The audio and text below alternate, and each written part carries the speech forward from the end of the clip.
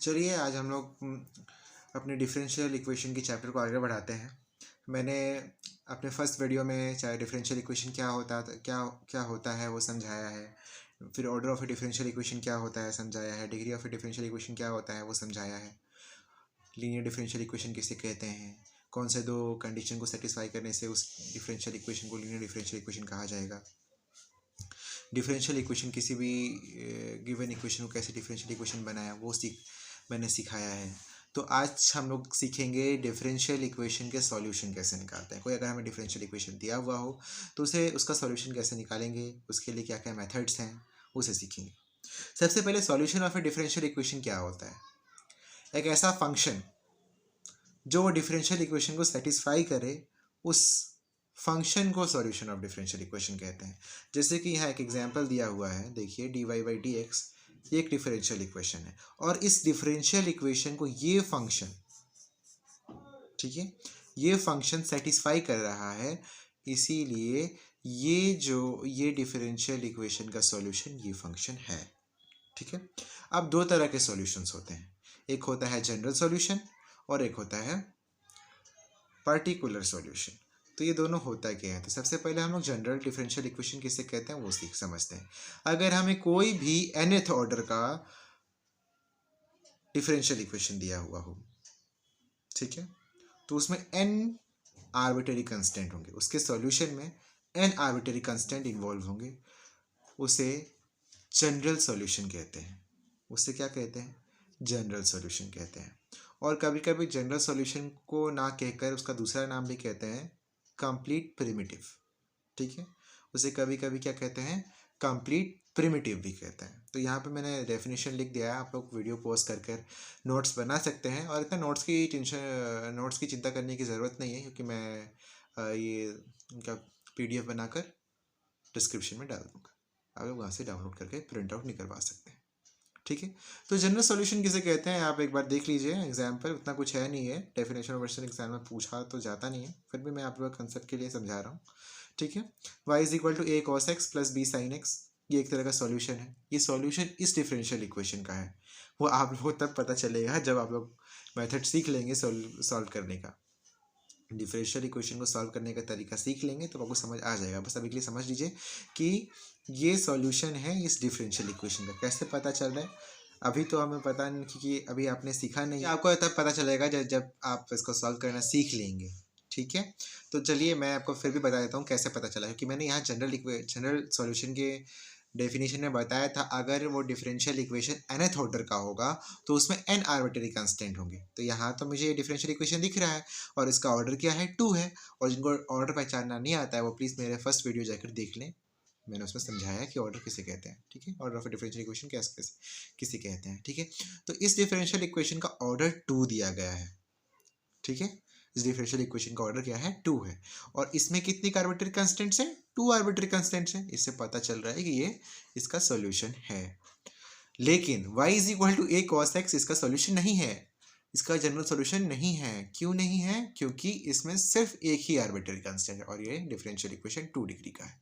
तो 2 डिग्री का differential equation में कितने आर्बिट्ररी कांस्टेंट होंगे, 2 आर्बिट्ररी कांस्टेंट होंगे।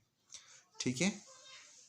चलिए पार्टिकुलर सॉल्यूशन किसे कहते हैं, एक ऐसा सॉल्यूशन जिसमें हम पर्टिकुलर वैल्यू आर्बिट्ररी कांस्टेंट का आर्बिट्ररी कांस्टेंट का पर्टिकुलर वैल्यू होता है, और वो पर्टिकुलर वैल्यू हम लोग असली में सॉल्व करते समय कोई पर्टिकुलर कंडीशन के हिसाब से निकालते हैं। ठीक है, तो इस तरह समझ लीजिए कि उसमें जैसे कि हम लोग अगर जनरल सॉल्यूशन लिखते हैं तो a cos x + b sin x लिखते हैं ना, लेकिन उस अगर कोई पर्टिकुलर सॉल्यूशन अगर दिया हुआ होगा तो उसमें a और b का वैल्यू दिया हुआ होगा। ठीक है, जैसे कि यहाँ पे दिया हुआ है y = 2 cos x and 3 sin x is the particular solution of some condition उसमें दिया हुआ होता है। अभी के एग्जाम्पल में तो कैसे बता सकते किस कंडीशन में ये सॉल्यूशन होगा।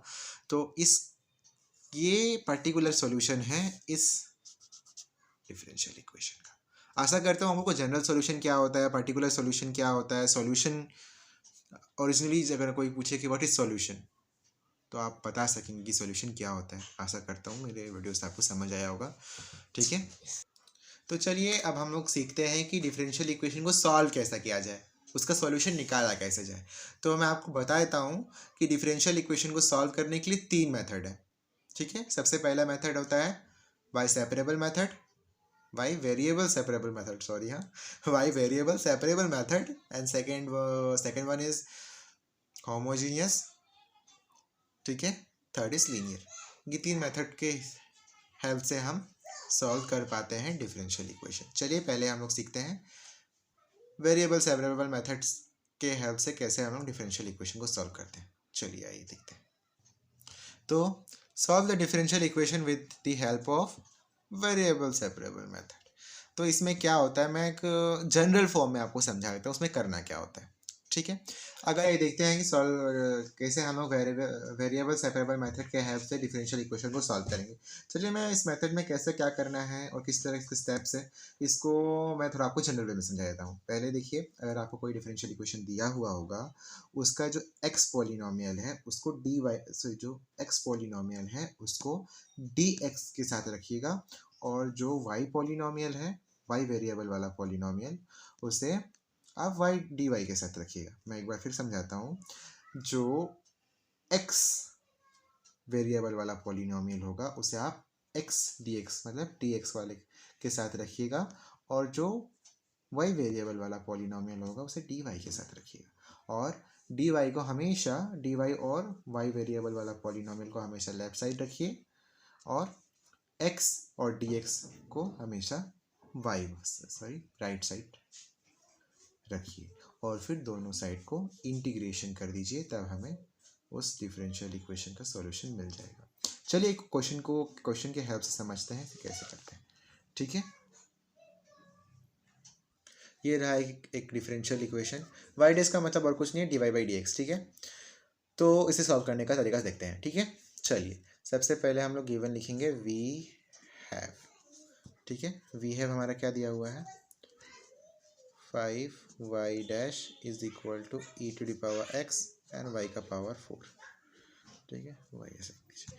अब इसको हम थोड़ा जनरल फॉर्म में dy by d x is equal to e to the power x y का पावर 4, ठीक है।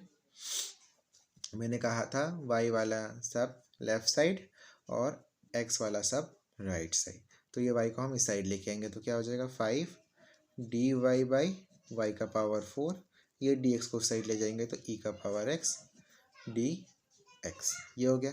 फिर हमने कहा था कि दोनों साइड को इंटीग्रेट कर दीजिए, तब इंटीग्रेट कर दीजिए 5 डी वाई वाई का power 4 is equal to e to the power x d x, इसको भी इंटीग्रेट कर दीजिए।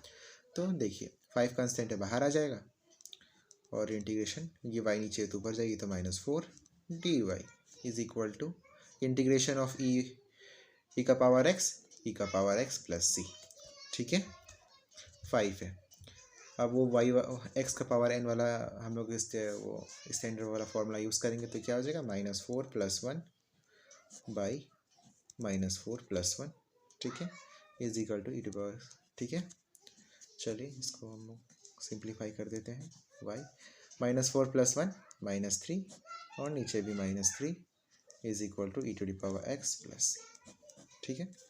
ये हो गया अपना सॉल्यूशन, ठीक है। चलिए एक और क्वेश्चन भी देख लेते हैं, जिससे कि हमारा वेरिएबल सेपरेबल मेथड और आसान हो जाए और अच्छी तरह हमें समझ आ जाए। तो वी है d y by d x is equal to e to the power x plus Y.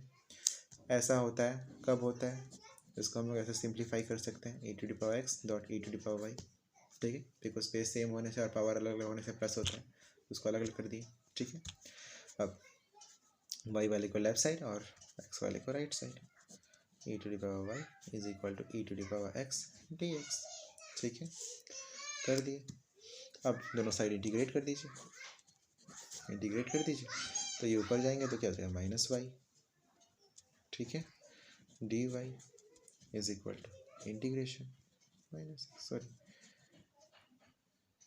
इसका इंटीग्रेशन और इसका इंटीग्रेशन x प्लस सी हो जाएगा, इसका integration e to the power -y minus आएगा, ठीक है, is equal to e to the power x plus c. ये हो गया अपना सॉल्यूशन, ठीक है। आशा करता हूँ आपको समझ आया होगा।